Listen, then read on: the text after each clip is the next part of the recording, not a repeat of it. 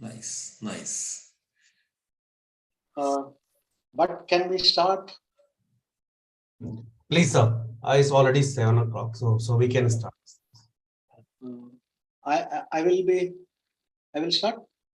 Yes, yes. Yeah, okay. Welcome all to this CMPI webinar series. And today we have a great speaker in Dr. Jacob VanDyk, known very famously as Dr. Jake, who has a very long experience. It has been more than half a century ago that he first became a medical physicist, and he has got now more than 40 years of experience, 24 years in Princess Margaret in Toronto, and then 15 years in London Regional Cancer Program in London, Ontario, and then in Geneva, Switzerland, and then finally in IAEA in Vienna. He has tremendous research works behind his name and has been awarded with several awards. And more importantly, he has served as the president of the Canadian College of Physicists in Medicine, famously known as CCPM. And importantly, he has published 4 books about a staggering 2,700 pages in 4 volumes. So 4 volumes are very well known to us practicing medical physicists. The Modern Technology of Radiation Oncology, Compendium for Medical Physicists and Radiation Oncologists. And recently he has published another book in 2021 in True Tales of Medical Physics, Insights into a Life-Saving Specialty. So he will be talking to us on this talk, the selection of evolving and selection of megavoltage technology. I was fortunate to hear this particular talk, a slightly different version of it about a year ago on November 17th last year. That was on selection of megavoltage technology for the low and middle income countries. And today he's going to talk on a very interesting topic and certainly a very useful topic for most of us here in low and middle income countries. Professor Jacob VanDyk, please. Well, thank you very much, Dr. Ganesh, for that very kind introduction. I'm going to share my screen here, so let me get this organized. And I hope you can see that okay and that you can hear me okay. It's again, thank you for inviting me to participate in this session. It's a real privilege to be involved with a group that's so far away, and yet we are so close by electronically. So titled The Evolution and Selection of Megavoltage Treatment Technologies for Radiation Oncology. And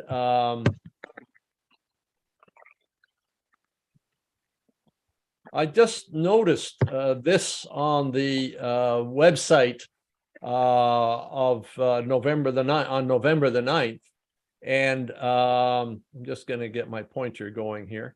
So I remember these days when the days when I went through the certification process, and it was a real challenge. And to see that a number of you have succeeded in getting your certification recently, I have to congratulate you. So these were some pictures taken, I guess, at the time of the certificates being handed out on November the 9th. And so I'm going to begin by referring to what's already been introduced, but the major references for the presentation today are the Modern Technology of Radiation Oncology, Volume 4, and basically the first chapter in that particular volume, which talks about technology evolution in radiation oncology. The rapid pace continues. But the second reference, and that's basically part 2 of today's presentation, is on the selection of megavoltage treatment technologies. And this is a report from the International Atomic Energy Agency, that came out this year, and I had a fairly significant involvement in the writing of this report for the IAEA.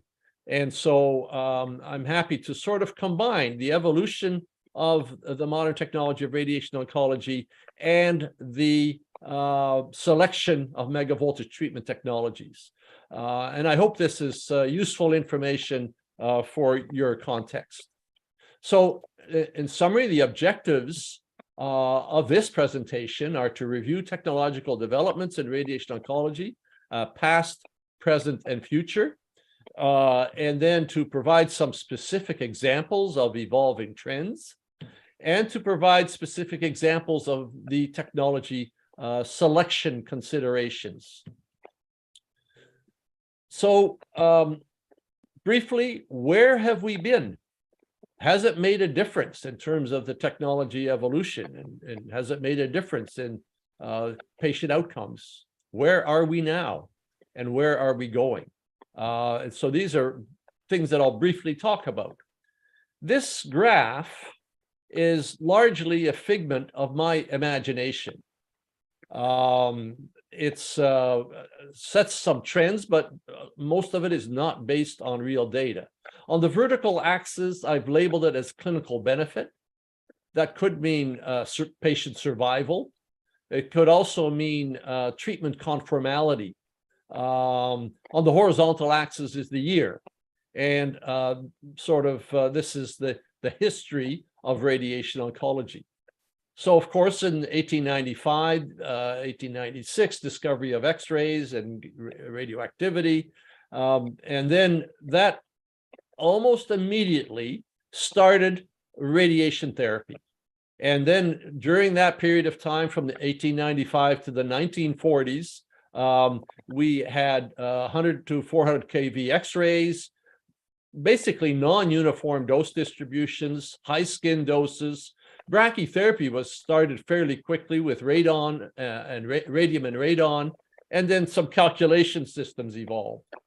So we went from the discovery fairly quickly to fractionation in the early 20s to brachytherapy. And then in the 1950s, cobalt-60 came along. In fact, the first patient treated with cobalt-60 radiotherapy took place here in London, Ontario, in Canada. It's October the 27th, 1951 was the date of the first patient treatment. And so recently we had the 72nd anniversary of treatment of cobalt-60s. I should say the 71st anniversary. Anyway, linear accelerators came along fairly quickly after cobalt-60, but they didn't really get implemented on a large scale until somewhat later.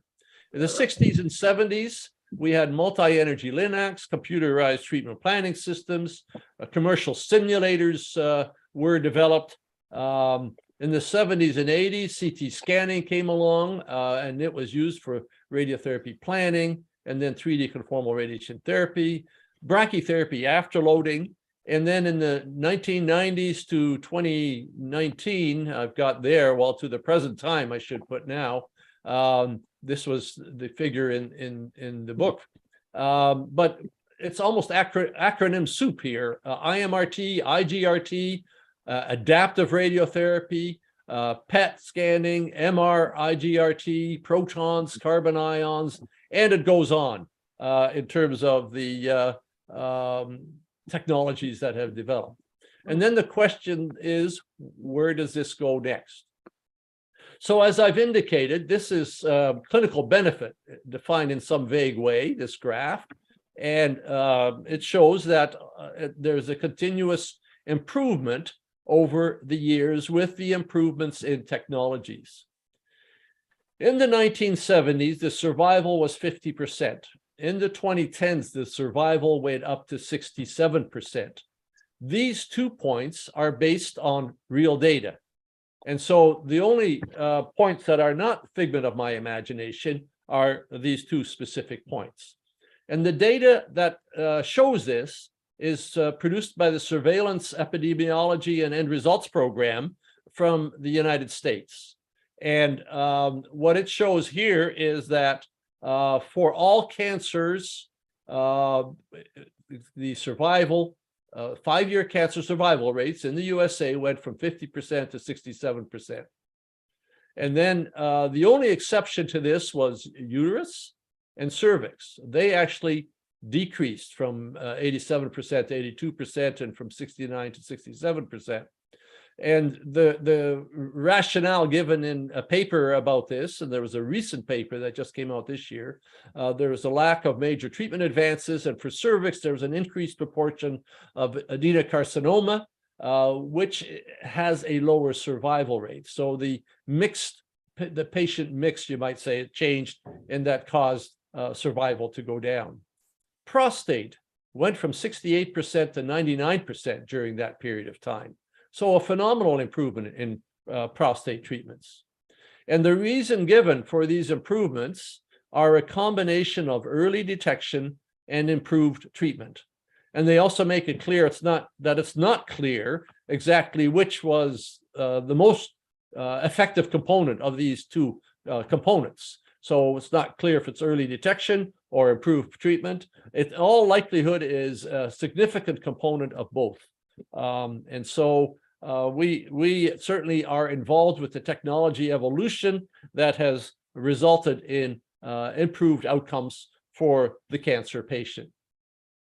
The other graphic that I found in this paper by Siegel just recently is the number of cancer deaths averted between 1991 and 2019. The cancer deaths, the number of deaths peaked here in 1991, and it's a combination. The reason being that it peaked was lung cancer, and the reason for aversion or keeping this from continuing on the way it was in 1991. But actually, the reality is this part of the curve for men and similarly for women. It's the relationship of reduction in smoking, early detection, and improved treatment. So it's a combination of all of those that has resulted in all of these lives being saved because of these reasons: reduction in smoking, early detection, and improved treatment. And the reason why women's didn't go as high is because their peak cancer incidence was lower than it was for men. So what's the hypothesis for the new technologies? Well, more accurate dose delivery and better dose distributions yield better clinical outcomes. So the basic strategy is to reduce treatment volume, irradiate a smaller volume of normal tissue. In other words, reduce the margin, the clinical target to planning target volume margin, reduce that, and then you irradiate less normal tissues. And when you irradiate less normal tissues, it gives you the option for increasing the tumor dose. And so we have an increased tumor control probability because we have been able to increase the dose, and we have a reduction in normal tissue toxicity. And so the combination of those are generating new and improved treatments. So the technology evolution in radiation oncology, and this now goes to the contents of this book. There is an introductory chapter that I've indicated already, but then it goes on to a chapter on each of the following topics: surface guidance technologies, hybrid PET and MRI for radiation therapy planning, stereotactic body radiation therapy, real-time image guidance with MRI, robust optimization. And here I've got an asterisk behind this that I'm going to highlight with an asterisk each of the chapters that relate to artificial intelligence, because artificial intelligence really has become a major component of things that are evolving now. Automated treatment planning, artificial intelligence. There's a chapter specifically in artificial intelligence or radiation oncology. Adaptive radiation therapy, machine learning, big data, radiomics, update on RBE for particle therapy, high-Z nanoparticles, flash radiotherapy. And then there are 3 chapters that don't specifically address technology, but they address things related to technology. So one of them is on financial and economic issues. Another one is on global medical physics issues. And the third one is on technologies for improving access. And so that's for improving access to radiation therapy, making it available, especially in lower to middle income countries. Clearly, I can't, in the 45 minutes I've got, I can't give a full discussion on all of these chapters.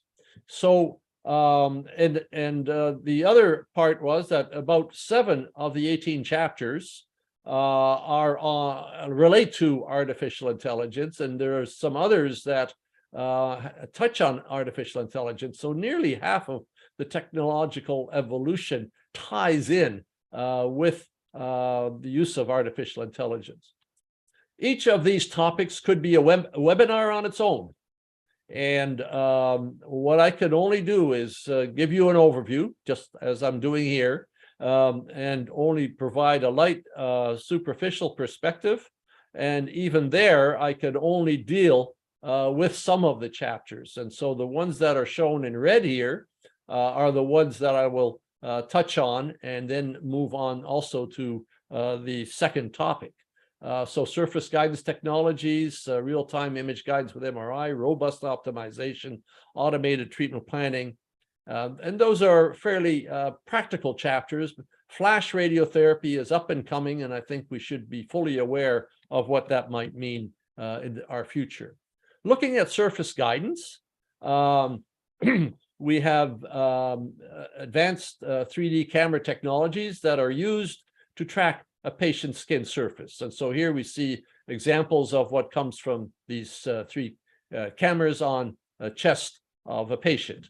And if we look at what's happened in the last few years in terms of publications, this is the number of publications per year versus year. And you can really see that in the last 4 years, there's been a tremendous increase in the number of publications related to surface guided radiotherapy, and that it's really becoming a mode of aiding patient treatments. So this is a picture of a 3-camera installation. This is in a linear accelerator room, and a similar picture in a proton therapy room. So there's 3 cameras in the room, and they allow for definition of the 3-dimensional patient surface. This is an example of a patient being treated for breast cancer, and the different colors represent different daily treatments, and you can see how much variation there is. Of course, breast cancer treatment is one of the more complicated setups to do on a reproducible basis on a daily basis. But the surface guidance technologies really shows you what that variation can be. So what impact does it have? Well, this is a graphic from a paper by Stanley published in 2017. It shows conventional setups with lasers, so 3-point localization, as the blue bars. This is a histogram of frequency versus the magnitude of shift. And we see that the shift can be as large as 2 centimeters under some conditions. The reddish lines show the surface guidance data. And you can see in all cases, this is pelvis and lower extremities, the abdomen, chest and upper extremities, and breast. You can see in all cases, the histogram shifts to the left with surface guidance technologies, meaning that the setups are more reproducible with surface guidance than they are without. And here's a sort of looking at the average data. And so for lower extremities, it goes from 0.9 on average to 0.6. Abdomen from 1 to 0.5 centimeters. Chest from 0.9 to 0.5, and breast from 1.4 to 0.6. What this means is that if we're comparing to conventional setups to surface guidance setups, the uncertainties are reduced by about a factor of 2. So there's a significant improvement in terms of the reproducibility of patient setup. Now that leads us into another form of reproducing patient setups, and that's the use of image guidance with magnetic resonance imaging. So this is new technology that has become available commercially in the last couple of years. And this, by the way, is my grandson. And the reason I took this picture wasn't just because of him, but I found out about his shirt. You can't hit what you can't see. And this is what real-time image guidance is about. You're looking at the inside of the patient during the actual beam on time of the radiation beam. And I thought this t-shirt highlighted that in saying that really works well for image guidance. So what is it? It's image guidance with MRI, and it allows for ART, adaptive radiation therapy, to adjust your treatment in real time. So you combine an MR scanner with a radiation treatment machine. And so this is what Elekta has done. They've taken a Philips MR scanner, added it to a machine, and have come up with technology that allows for real-time image guidance. So this is the Elekta version of it. ViewRay is another company that produces these technologies, initially with cobalt, and then put in a low-energy LINAC.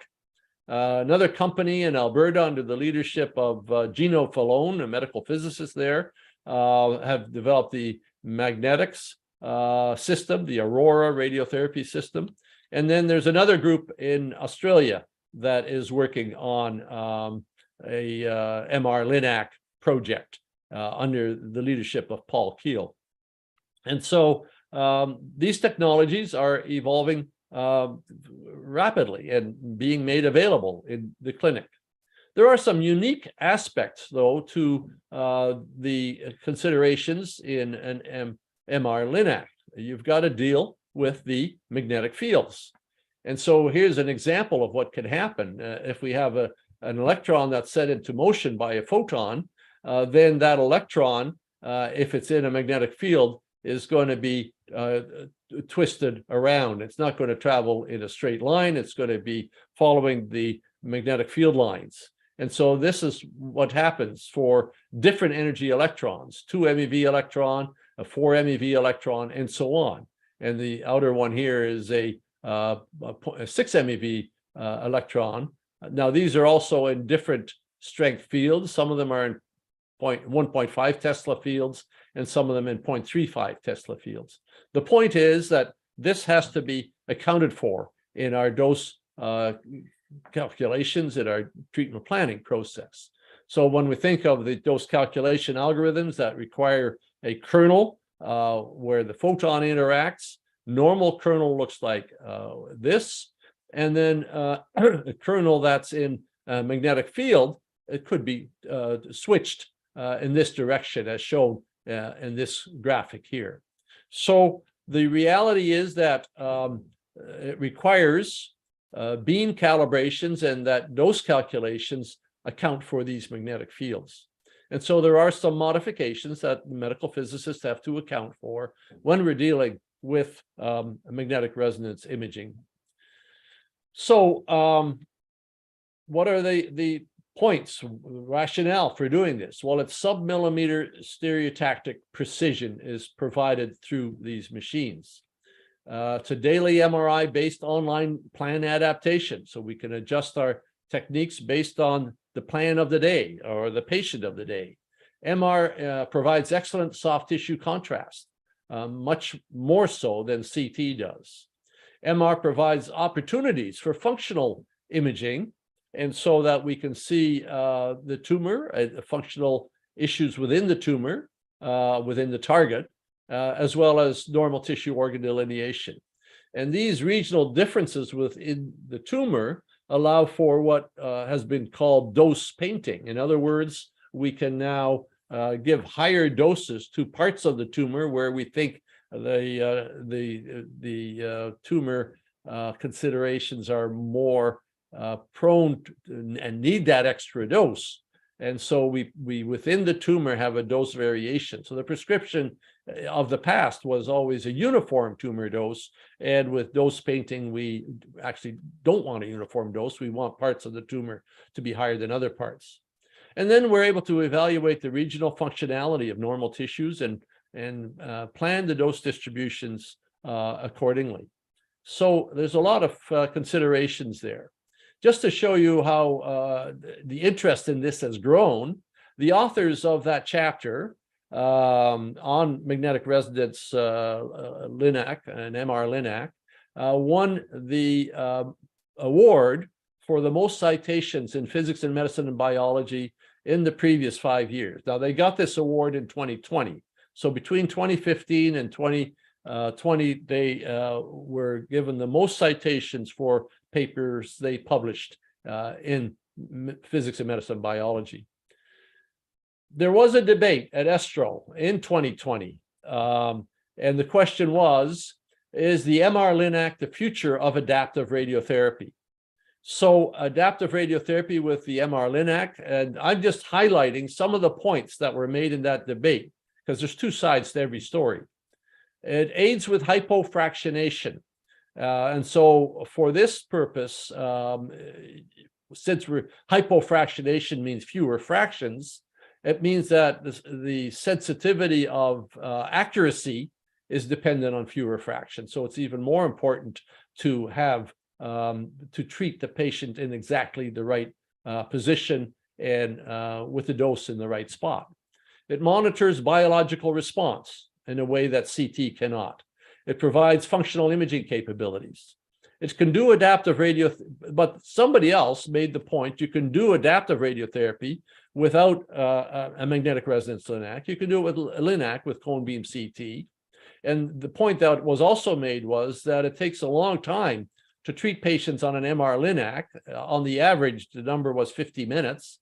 And with a cone beam CT LINAC on an ethos or a halcyon, this could be done in 10 minutes. So somebody's made the point that you can actually do adaptive radiotherapy much quicker on a conventional LINAC. They also made the point that it was really important to define which patients are going to benefit from adaptive radiotherapy, because it's not automatic that all patients will benefit from adaptive radiotherapy. There's a simple adaptation workflow that can be used for both, actually. The cost versus benefit is perhaps a real issue. The cost of an MR LINAC is about 4 times the cost of a conventional cone beam CT LINAC. And so then the benefit really has to be worth it. And so this benefit remains to be proven. There are already some papers coming out demonstrating how it's improved setups and so on. And but we need the clinical outcome results to understand the clinical benefit and if that cost is worth the benefit. The next topic is robust optimization. And this is really, again, a consideration of the uncertainties in radiation treatment. And the uncertainties occur at multiple stages in the treatment process. First uncertainty occurs, well, actually with the imaging prior to defining targets and organs at risk. So there's an imaging uncertainty, delineations of targets and organs at risk have uncertainties. There's then the setup, patient setup, geometric uncertainties, motion uncertainties as a result of breathing. There's imaging for planning and imaging for treatment. And then there's the dose calculation component and treatment planning and the dose delivery component. All of these steps have uncertainties. And if you're into proton therapy, then there's a range uncertainty, which can have a significant impact because it drops off so quick in dose.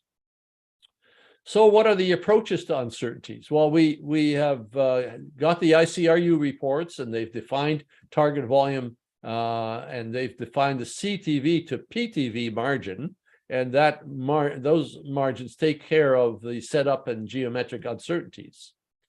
The other approach is to use robust optimization. And here we develop treatment plans that are minimally affected by treatment-related uncertainties. So what does that mean? Well, this is an example of robust optimization. And it's a patient that, and the example here is for intensity modulated proton therapy. And so here's the plan. And this is the plan with a nominal setup, and an optimized plan is developed. And down below on this row, we have the a shifted plan. Mo Sadiqui purposely shifted the patient by a half a centimeter and replanned the patient. And you can now see or recalculated this plan on this shifted patient. And you can now see that there's a tremendous variation in the uniformity of that dose delivery. So this is a big difference. And now if we do this, excuse me, with robust optimization, then we now have developed a new plan on the nominal setup. And then if we look at the shifted plan, because this is taken into account the potential for uncertainties, there is much less of a difference between the shifted plan compared to the difference between the shifted plan without robust optimization. So it's really how the optimization is done, what impact it has. And robust optimization is becoming more readily available on commercial treatment plan computers. And this really does, to me, appear to be a direction of the future that is going to be beneficial. And not only for proton therapy, but also for photon therapy. But the differences in all likelihood won't be as large because protons have that rapid fall off, and a half a centimeter shift can make a big difference for that rapid fall off. But then it begs the other question: is it the end of the planning target volume? Once we go into robust optimization, then the reality is uncertainties are taken into account as part of the treatment planning process, as part of the optimization process, and we may no longer need that CTV to PTV margin because it's automatically accounted for. So it may well be that in the future we will no longer need the use of the planning target volume. The other trend in recent years has been to go to greater automation for treatment planning. And we all know all the steps in the process of the radiation treatment, starting with patient immobilization, going through the planning process, and then going through the dose delivery process. And it's quite complex. We've had some task level automation using scripting already. People are doing that in their own clinics, and semi-automation with editing and automated contouring is now becoming available. And then full automation with review is what's under active research today. And finally, full automation without review is probably not going to be implemented for the next 10 years, according to Lawrence Court, who is one of the key players in this area of research. So we have automated contouring available, and this is a paper that was published by McCarroll et al.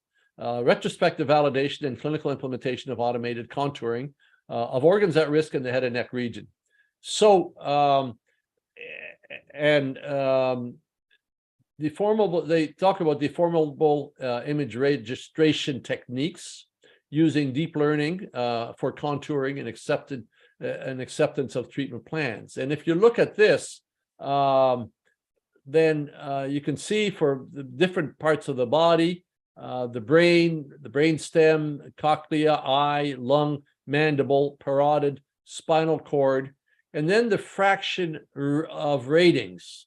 And the ratings are, so automated image contouring was used, but the three levels are no edit, minor edit is required, and major edit being required for different parts of the body. And so the example here is 92.2% of the brain contours required no editing, 7% required minor editing, and 0.8% major editing. And then brainstem, again.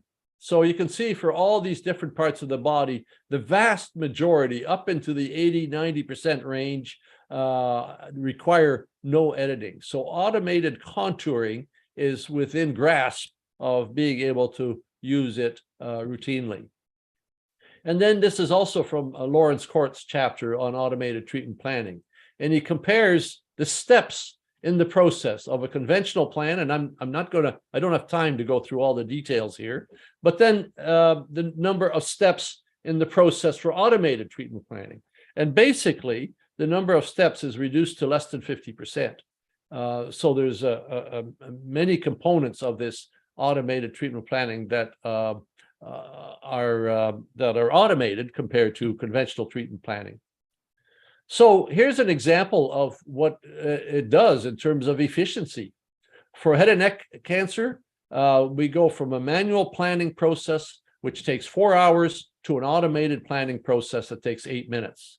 For anal canal, it's 2 hours compared to 6 minutes. And for prostate, it's 1.5 hours compared to 6 minutes. So I've put here the percentage of time required in automated planning compared to manual planning. And so we've really reduced the times very significantly when we move into the world of automated planning. So why automation? Well, obviously to improve efficiency, but there's some other benefits as well. To improve access to high quality radiotherapy across the world, to improve quality and consistency in prescription and in plan design. It leads to greater consistency, to improve quality, to improve safety, reducing treatment planning errors and increasing the detection of planning errors. So there's more benefits than efficiency to automated treatment planning. So flash radiotherapy, that's the last of the technology evolution topics. Well, flash radiotherapy, again, the number of publications per year versus the year, you can see that again in the last 4 years, this has really taken off in terms of an area of research. What it means, ultra high dose rates are used, greater than 50 gray per second compared to our conventional dose rates of 0.1 gray per second. So it's a factor of 500 difference in dose rate, extremely high dose rates. And what's been observed is that there's normal tissue sparing in preclinical models, so in animal models. And the areas that have been looked at are lung, brain, intestinal tract, skin. And under some conditions, there's even an enhanced tumor response as well. So this has become of very significant interest.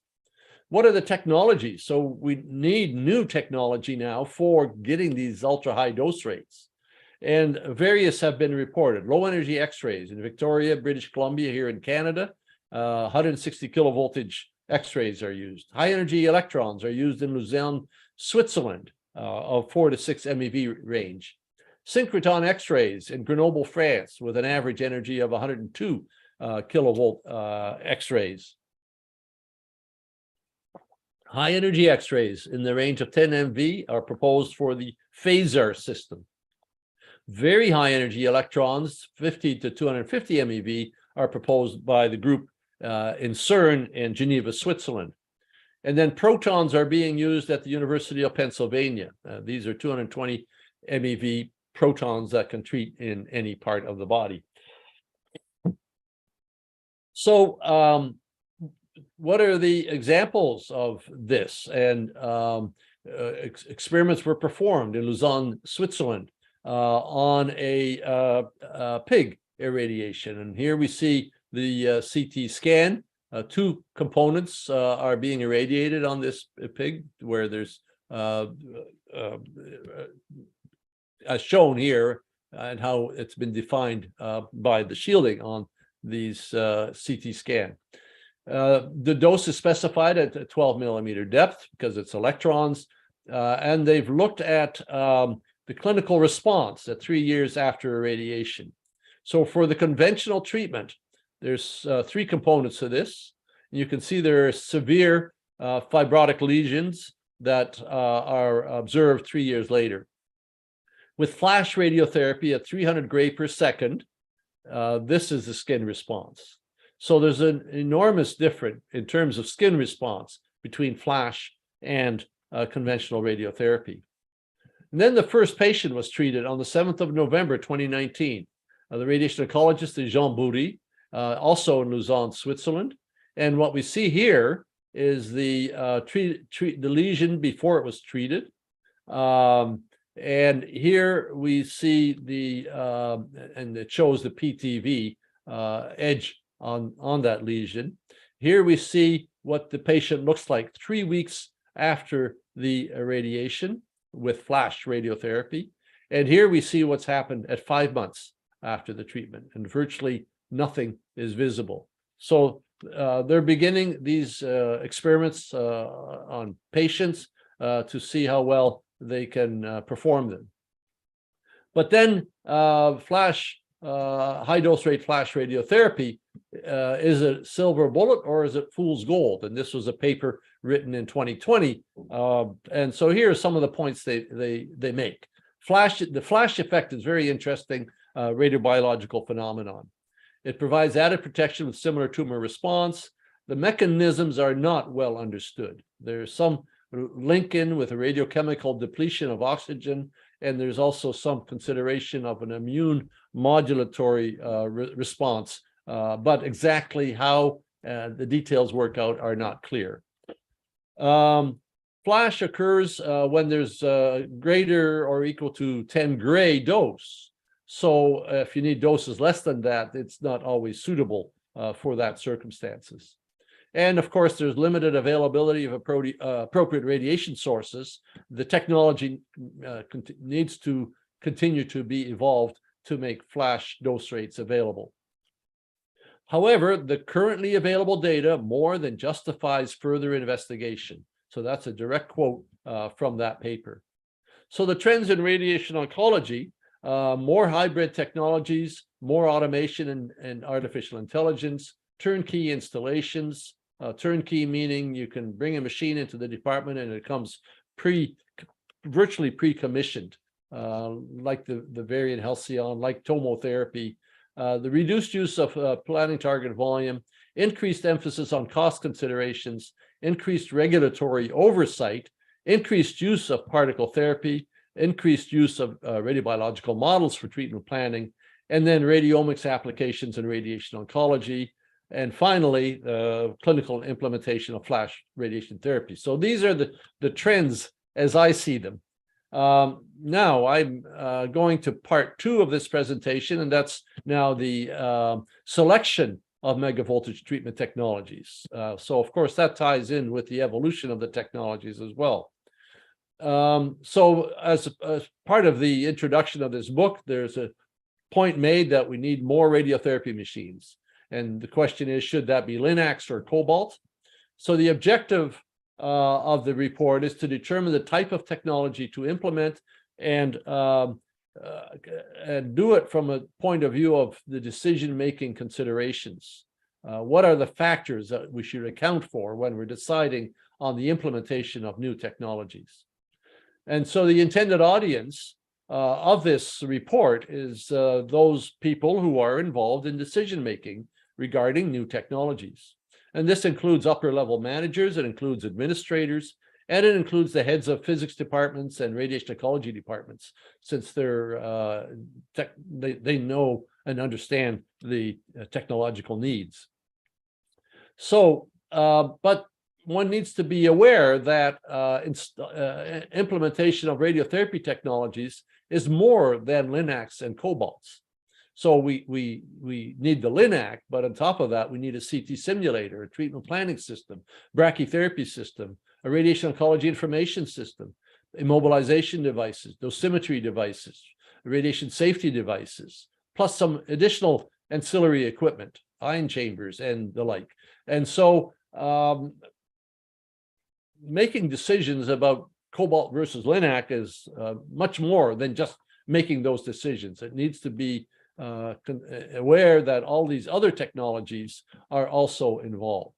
Clearly, the treatment technologies are the largest cost of all of the other technologies, but the other technologies are required as part of that treatment technologies. Then there's the added thing that technology implementation is more than technologies. You need facilities, you need people, need knowledge on use of technologies, so the skills. We need the implementation structure. So organizationally, the organization needs to fund and to support and provide resources for the implementation of that technology. That includes things like training and so on. So I put this in a Venn diagram. We have technology, we have skills, we have the implementation and the people. All of these are interrelated and all are needed. And so it's a very important consideration when thinking about technologies that we think of all the non-technology related components of this as well. So one of the best summaries, and I'm not going to go into this, but one of the best summaries of Linux versus Cobalt is in this paper by the group from the IAEA, published in 2017. And that was the wrong direction.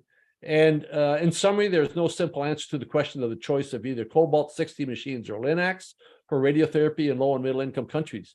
In fact, a radiotherapy department with a combination of technologies, including orthovoltage X-ray units, may be an option. Local needs, conditions, and resources will have to be factored into any decision on technology, taking into account the characteristics of both forms of teletherapy, with the primary goal being the sustainability of radiotherapy service over the useful lifetime of the equipment.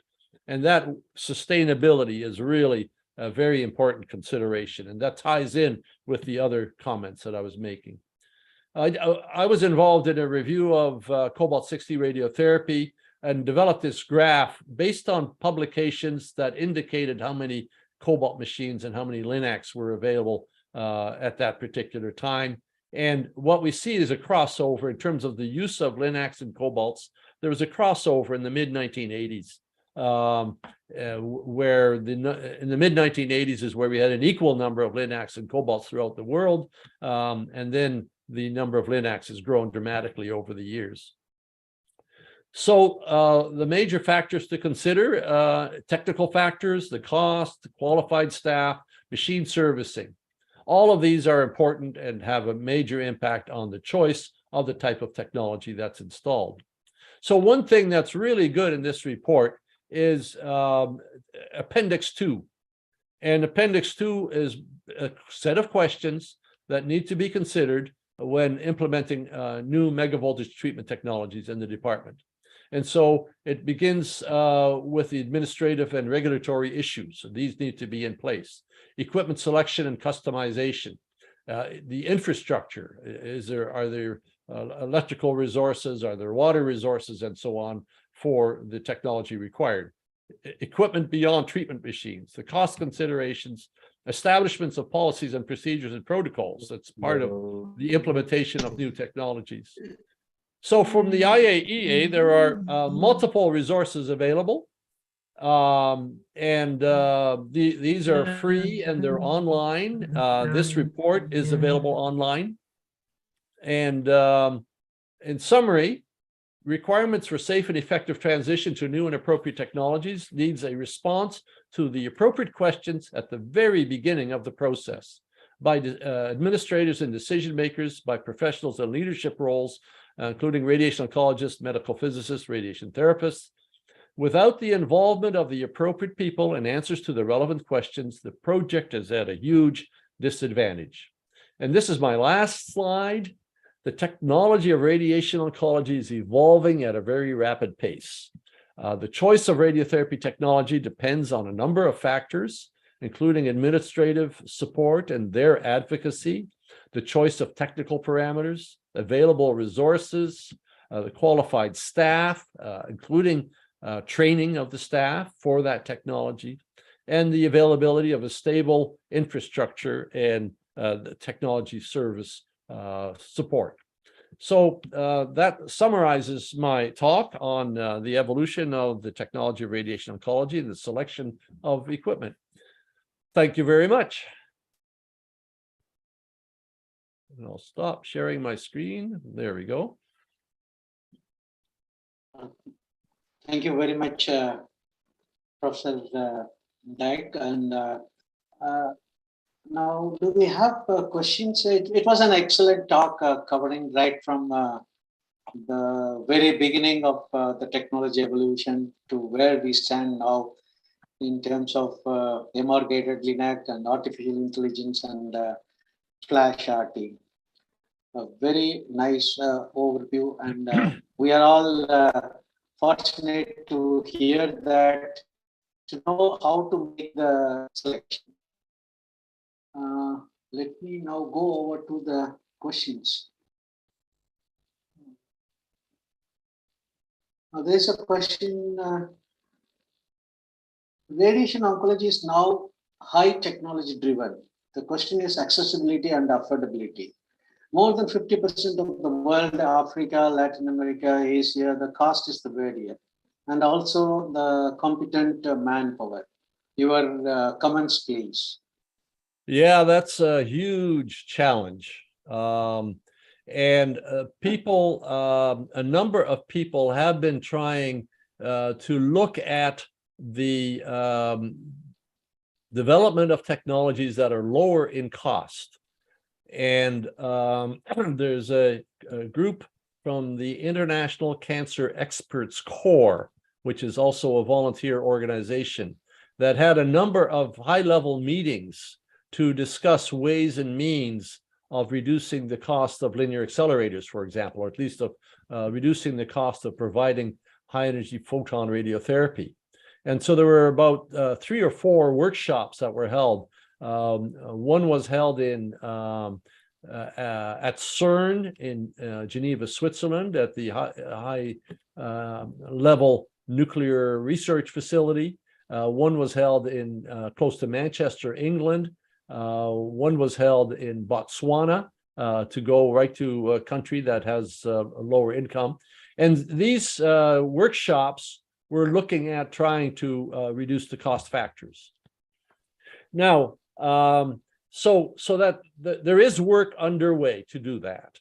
And there is also looking at issues related to going to hyperfractionation. So once you do have radiotherapy, that you can treat more patients because they need fewer fractions.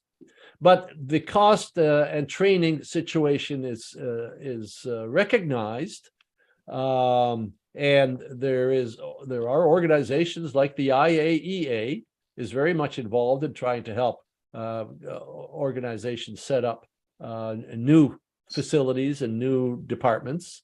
But the challenge remains. The first issue is the country has to decide that radiotherapy is a priority. And then the money has to be available in the country. So to make it available and to develop sustainability. So the reality is, yes, it is costly to start a program. However, the cost of radiotherapy generally is much lower than the other forms of cancer treatment. So if you compare the cost of radiotherapy on a big scale to the cost of chemotherapy, chemotherapy is much more expensive than radiotherapy. The question is, how do you implement it when there are none there? And that's the challenge. So I have no simple answer to the question. It's an ongoing. There are many organizations trying to provide support. I'm a member of the American Association of Physicists in Medicine. The AAPM has recently changed its structure to put a greater emphasis on international support. So organizations like the AAPM, like Medical Physics for World Benefit, are all trying to provide some support in the lower income context. But in terms of making radiotherapy available, that's a bigger challenge, and it's something that the countries have to decide that they want to make it a priority. So it's a multi-pronged or multifaceted approach that is required. Multiple organizations can provide support for this, and hopefully they can do this in a concerted effort. Yeah, now there's another question. What will be the timeline for affordable flash radiotherapy commercially available for treatment? But before that, I would like to ask one question related to this flash. My question is that will it ever be possible for us to develop a machine that can deliver flash radiotherapy to a volume of tissue? See, with electrons, yes, we can treat the superficial tumors, but hardly less than 5% of the tumors are we can treat with electrons. And photons, as you told, is just only KVs, so we don't have MVs. Phaser, yes, true, but then phaser has got 16 linacs on a single machine. So, and similarly, proton therapy, it takes several seconds for energy change. So when it comes to delivering a flash radiotherapy in milliseconds, is it possible? Will we ever be able to develop a machine? So this is gazing into the future, and it's always difficult to predict the future. My guess is that yes, we will be able to develop technologies that give appropriate doses and cover the target volumes appropriately at high dose rates. How long that will take, and that was the other question that I see on the chat box here. What will be the timeline for affordable flash radiotherapy commercially? It's difficult to predict. There's two components to that question, and the one component is timeline, and the other component is affordable. I do believe we'll get high dose rates available commercially. How affordable it will be and what the timeline is difficult for me to predict. Let's take an example. The work on the MR-Linac project began probably close to 20 years ago. Yes. So the concepts were discussed.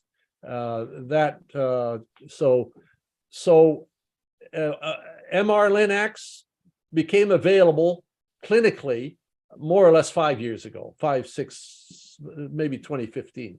So between the time of concept and the time of clinical implementation was between perhaps 10 to 12 years for that. That's one example. The other example is tomotherapy. Rock Mackey published his paper on tomotherapy in 1993. We in London, Ontario got one of the first clinical tomotherapy machines in 2003. So it's 10 years. So we're at the early phases of flash radiotherapy. It is being implemented. It's already being implemented with protons clinically. So in the University of Pennsylvania, it's being implemented with electrons in Lausanne clinically. So we're already at the stage of being clinical, but where it becomes standard and becomes part of our routine technologies, that's likely to take of the order of 10 years. And so that's sort of my, and it's you might say it's been in place already for a year or two, so maybe a little less than 10 years, but I think we're talking of the order of 10 years to get an affordable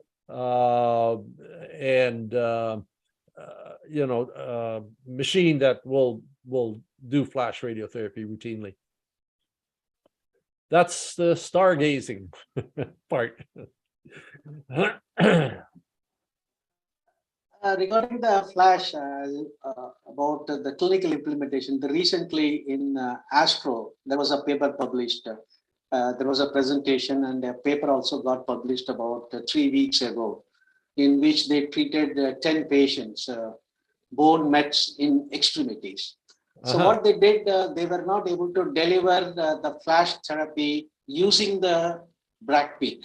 So what they did, they delivered the dose using the entrance dose region of the proton depth dose curve, making the BRAC peak to completely exit. And in the process, what you might have seen is that they irradiated the complete volume. That is, in addition to the target volume, they have irradiated the normal tissue also.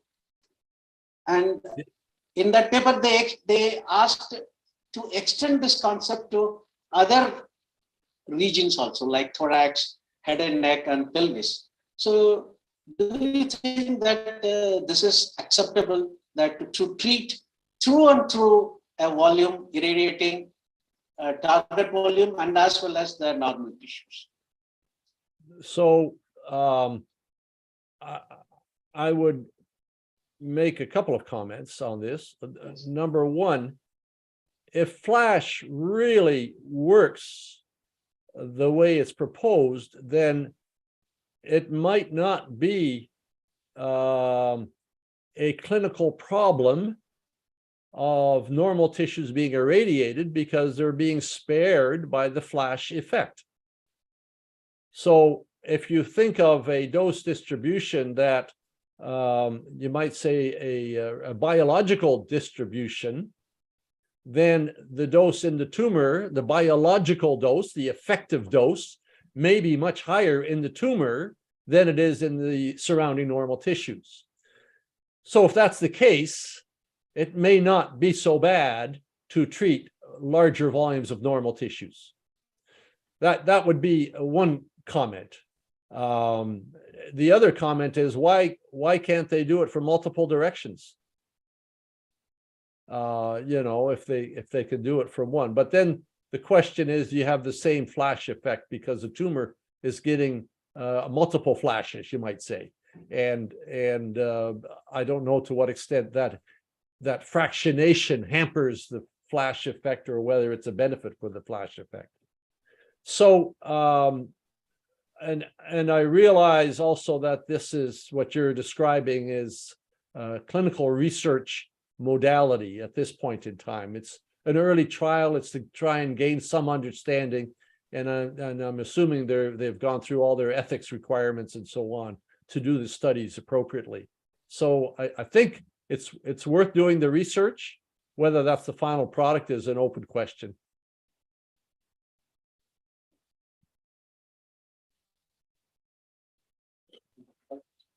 Any other question?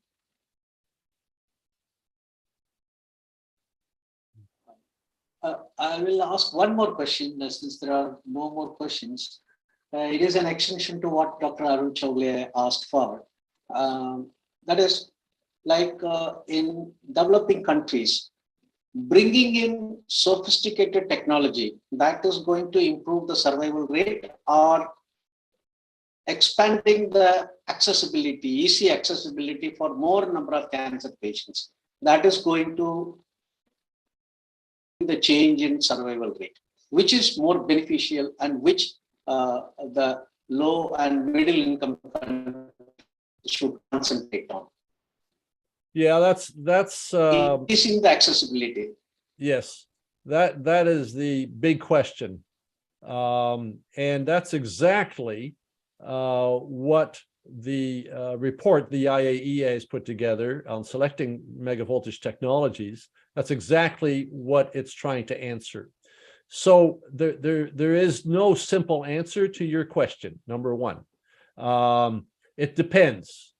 It depends on the circumstances. Depends on the types of cancers that are treated. Depends on resources available. Depends on the infrastructure available. If you're in a low-income country where electrical power doesn't work most of the time, then getting a LINAC doesn't help. So I'm stating an exaggerated statement, but you need electrical power on a regular basis. If you can't get servicing, or if you can't afford servicing a machine, there's no point in getting a complicated machine, because if it doesn't work, you are no further ahead, except you've got the frustration of having that machine there. So these are all the kinds of questions that have to be asked, because there's a whole range of answers. If the government has decided of a particular low to middle income country has decided that radiotherapy is a priority, they're going to support it, and they're going to support it over, indefinitely, then one might have one set of factors to consider, and it might be somewhat more sophisticated technology. if the government has decided they're going to limit the amount of resources they're going to put into it, then you're limited by the dollars available or the money available, and you have to select technologies appropriate to what money is available. The other thing is if the patient population is mostly a palliative population compared to radically curable patients, then you again take into account the type of technology required for palliation versus the type of technology required for radical treatments. So these are some of the factors that go into that. This is why I say that Appendix 2 in the Selecting Technology report is really where those questions are asked. They need to be answered. And then they can decide based on the answers to all those questions, are they ready for more sophisticated technology or not? So.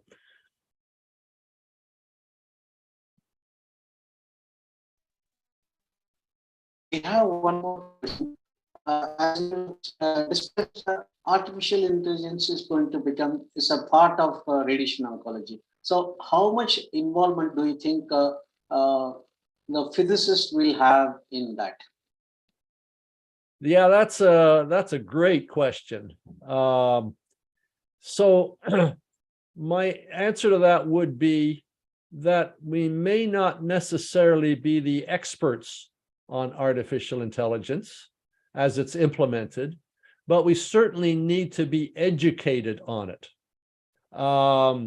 When I showed the slide on automated contouring, and when it says that 90% needed no change, you do have to ask the question, what about the other 10%? And how do we deal with that?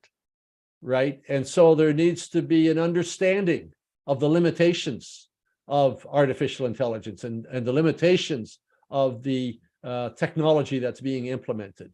We need to have enough understanding so we know what types of quality assurance and quality control we do. So the answer is yes, I think we need to be educated in artificial intelligence. We need to be educated on the limitations of its use, and the same is true for robust optimization. We need to understand the limits of what it's capable of. We don't need to necessarily understand the full algorithm for that, although it's helpful to understand the algorithm, but optimization is also a complex mathematical process. So it's not that we all have to be able to write optimization algorithms, but we should understand enough about them, just like we need to understand enough about dose calculation algorithms to realize where the limits are. So yes, it's another component of our education. We need to be educated about artificial intelligence so that we have enough knowledge that we know where the limits are and how to deal with the limits.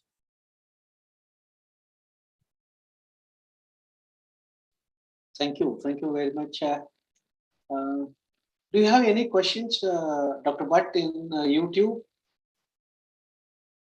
I see a question here from Aryun Shugul. Is cobalt therapy still relevant and useful? My answer to that is, in principle, yes. Again, it's a cost consideration, but in general, there's still a favor towards linear accelerators. So the cobalt is useful if you have a low-cost machine and simple technology for simple treatments. I did a paper back in 1996 on the challenges of cobalt-60 radiotherapy, and I did an estimation at that time that cobalt-60 could be useful for 30%, about 25 to 30% of a department like ours with a standard patient mix. And I think that is still true.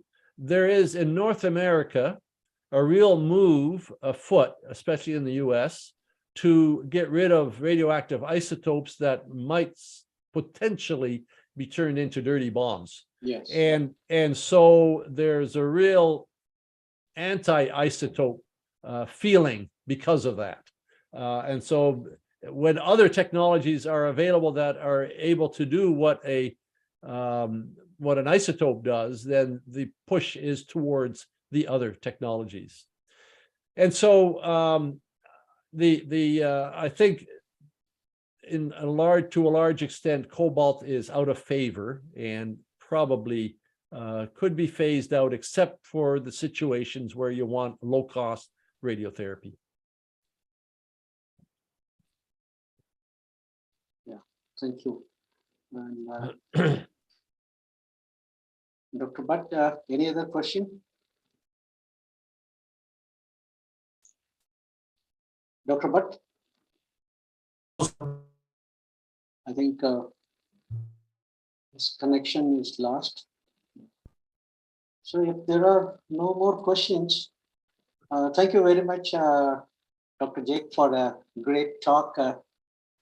We sailed through, right from beginning, the deep therapy times to the latest flash RT time. We have seen all the plus points and the negative points and how we have to approach. Everything we have seen, and it was great listening to you. And thank you very much for spending your valuable time for the benefit of CMPI listeners. And I also thank all the participants who participated in this webinar. So thank you very much, and we will meet again on another webinar, interesting webinar like this. Thank you. Thank you very much. Thank you very much. Thank you, I Jai. appreciate it. Bye, Yeah. Jack. Bye. Yeah. Bye-bye. Bye. Thank you, sir.